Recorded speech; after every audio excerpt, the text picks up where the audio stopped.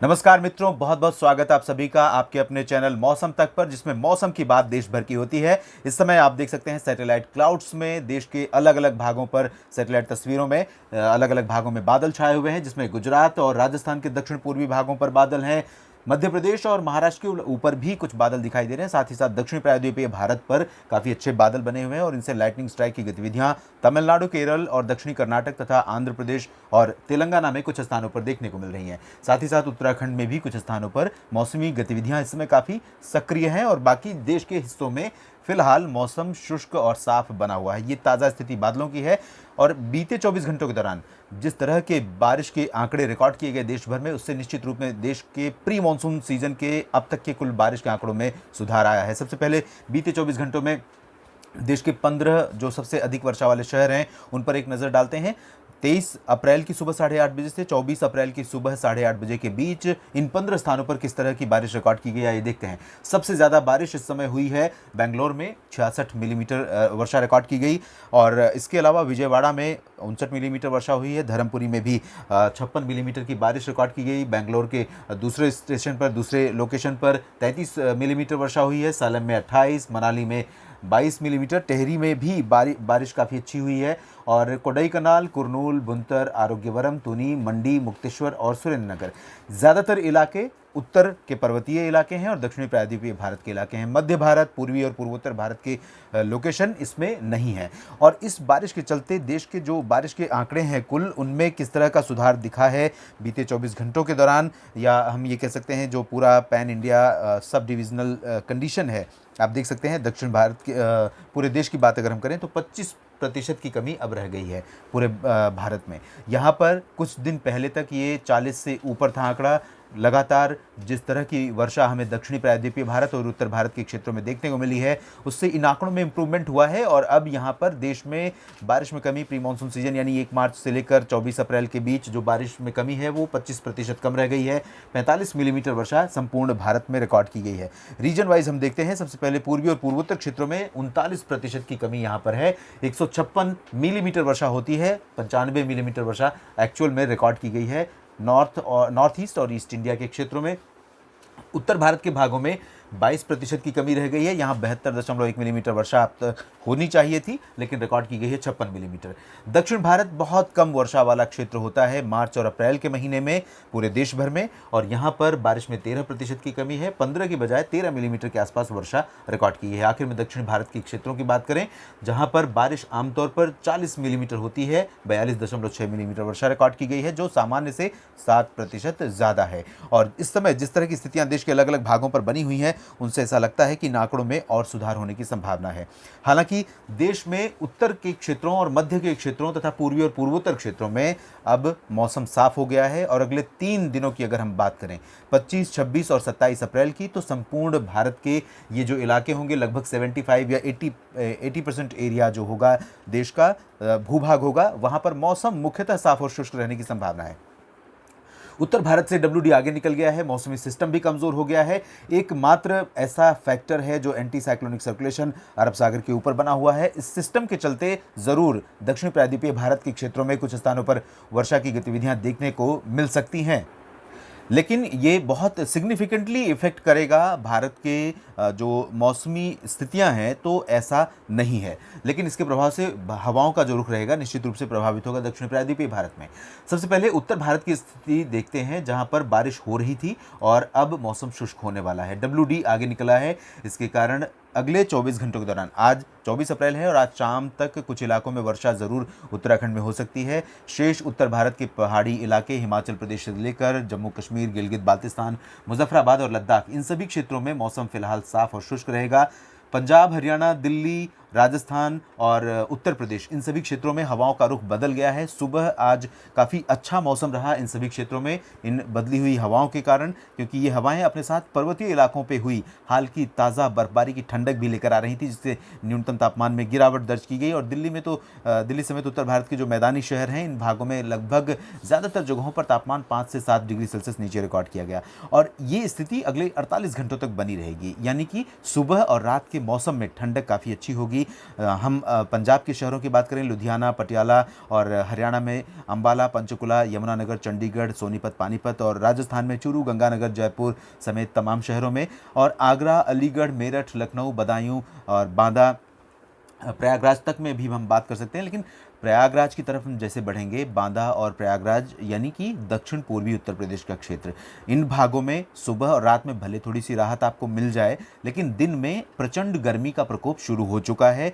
बीते 24 घंटों के दौरान काफ़ी अच्छी गर्मी इन भागों में रही है, और यहाँ पर हमें आशंका है कि अब लू का प्रकोप शुरू हो सकता है। यही एक पॉकेट होगा जहाँ पर लू का प्रकोप देखने को मिल सकता है। साथ ही साथ मध्य प्रदेश और गुजरात का कुछ इलाके हो सकते हैं जहाँ पर लू का प्रकोप शुरू हो सकता है। लेकिन इस सप्ताह यानी हम सप्ताह तो बीतने वाला है, एक 48 घंटों में ये सप्ताह बीत जाएगा। नए सप्ताह की शुरुआत के भी 1-2 दिन ऐसे होंगे जहां पर जिस समय देश के लगभग अधिकांश इलाकों में लू के प्रकोप से लोगों को राहत मिलती रहेगी। उत्तर प्रदेश के अलावा ओडिशा के कुछ इलाकों में लू जैसी स्थितियां बन सकती हैं, लेकिन यहाँ पर भी जो लोकेशन होंगे, स्थान होंगे, वो बहुत आइसोलेटेड होंगे। वाइड स्प्रेड स्थिति नहीं होगी क्योंकि मॉइस्चर यहाँ पर हवा में बना रहेगा। पूरब में आगे और एक्सट्रीम पूरब की बात करें तो बिहार और झारखंड, गंगेय पश्चिम बंगाल, पूर्वोत्तर राज्यों में ज़्यादातर जगहों पर अगले 24 घंटों के दौरान 25 अप्रैल को मौसम शुष्क और साफ बना रहेगा। लेकिन यहाँ पर बंगाल की खाड़ी से आर्द्रता पहुँच रही है समूचे पूर्वी और पूर्वोत्तर क्षेत्रों में। आप देख सकते हैं हवाएं, हालांकि बहुत ज़्यादा जो हवाओं का डायरेक्शन है बहुत स्पष्ट नहीं है और बहुत तेज़ फ्लो नहीं है हवाओं का, जिसकी वजह से मॉइस्चर कंटेंट बहुत ज़्यादा हवाओं में नहीं बढ़ेगा। तो गर्मी बढ़ने के बावजूद ज़्यादा थंडर क्लाउड्स डेवलप होने की संभावना नहीं है।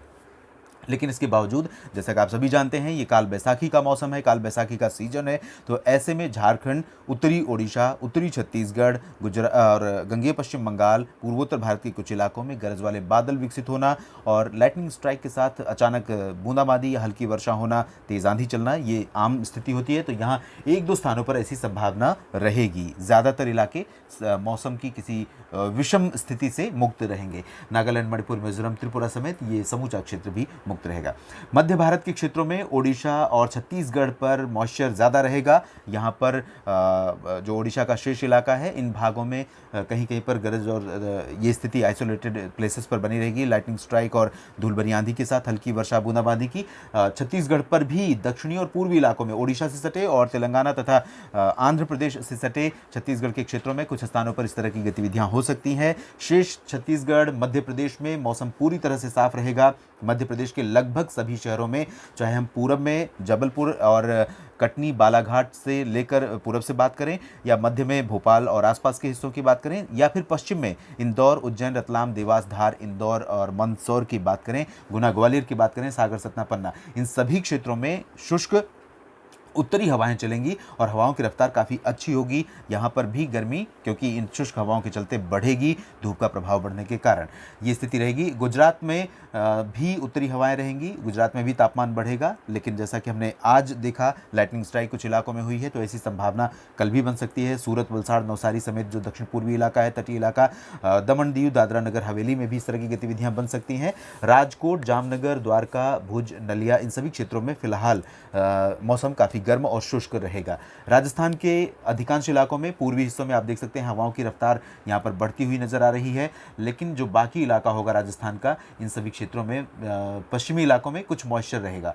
पश्चिमी इलाकों में हम देख सकते हैं मॉइस्चर की जो कंडीशन है वो जैसलमेर, बाड़मेर, जोधपुर, जो गुजरात से सटा हिस्सा है, इन भागों में कुछ स्थानों पर मॉइस्चर आ सकता है अरब सागर की तरफ से, क्योंकि बहुत एक्सट्रीम साउथ पाकिस्तान से हवाएं यहाँ पर नहीं पहुँचेंगी। तो यहाँ कुछ मौसमी हलचल की उम्मीद आइसोलेटेड प्लेसेस पर कर सकते हैं। जैसलमेर और बाड़मेर, जोधपुर में धूल भरी आंधी के साथ बूंदाबांदी और लाइटिंग स्ट्राइक की, लेकिन ज़्यादा प्रोबेबिलिटी यहाँ पर भी नहीं है। तो ये रहा सभी जो मध्य भारत तक का क्षेत्र जो मौसमी हलचल से मुक्त होगा। दक्षिण की तरफ चलें तो गोवा से लेकर दक्षिण से पहले महाराष्ट्र की बात करते हैं। मराठवाड़ा में कुछ स्थानों पर हल्की वर्षा या बूंदाबांदी हो सकती है। गोवा में भी कुछ स्थानों पर बूंदाबांदी हो सकती है। कर्नाटक में ज़्यादातर जगहों पर और केरल में अधिकांश इलाकों में तथा तमिलनाडु के कुछ हिस्सों में हल्की वर्षा गरज के साथ हमें कल देखने को मिल सकती है। 25 अप्रैल को तमिलनाडु के तटीय भागों में, पूर्वी तटीय क्षेत्रों में ज़्यादा गतिविधियां नहीं होंगी, क्योंकि बंगाल की खाड़ी की तरफ से इस प्री मानसून एक्टिविटी को ज़्यादा सपोर्ट इस समय नहीं मिल रहा है। एक सर्कुलेशन डेवलप ज़रूर हुआ है, लेकिन वो अभी इम्पैक्ट अपना नहीं डाल रहा है। 24 से 48 घंटों तक यही स्थिति यहाँ पर संभावित है। आंध्र प्रदेश का तटीय इलाका भी आइसोलेटेड प्लेसेस पर कुछ वर्षा की गतिविधियां देख सकता है। इसमें विशाखापत्तनम से लेकर जो उत्तरी इलाके हैं, एक्सट्रीम नॉर्दर्न एरिया है, वहाँ पर इस तरह की गतिविधियां हो सकती हैं। तेलंगाना में भी पूर्वी क्षेत्रों में जैसा आज हमने देखा, इसी तरह का मौसम हमें 25 अप्रैल को भी देखने को मिल सकता है। और लक्षद्वीप की अगर बात करें तो यहाँ पर कुछ इलाके ऐसे हो सकते हैं जहाँ पर इंटेंस स्पेल बारिश का कुछ समय के लिए आ सकता है, जैसे हमने कल दक्षिणी कर्नाटक में देखा था। इसी तरह की स्पेल यहाँ पर आ सकते हैं और केरल में कुछ स्थानों पर, साथ ही साथ अंडमान व निकोबार द्वीप समूह के क्षेत्रों में भी कुछ स्थानों पर इस तरह की प्री मानसूनी गतिविधियाँ देखने को मिल सकती हैं। ये अंडमान व निकोबार, यहाँ पर मौसम धीरे धीरे बदल रहा है, मौसम की सक्रियता यहाँ पर बढ़ रही है। देश भर के मौसम पूर्वानुमान के इस बुलेटिन में भी इतना ही। आप बने रहिएगा लगातार इस चैनल के साथ। मौसम पर मैं रखूँगा नज़र और आपको समय से पहले करता रहूँगा सतर्क। धन्यवाद।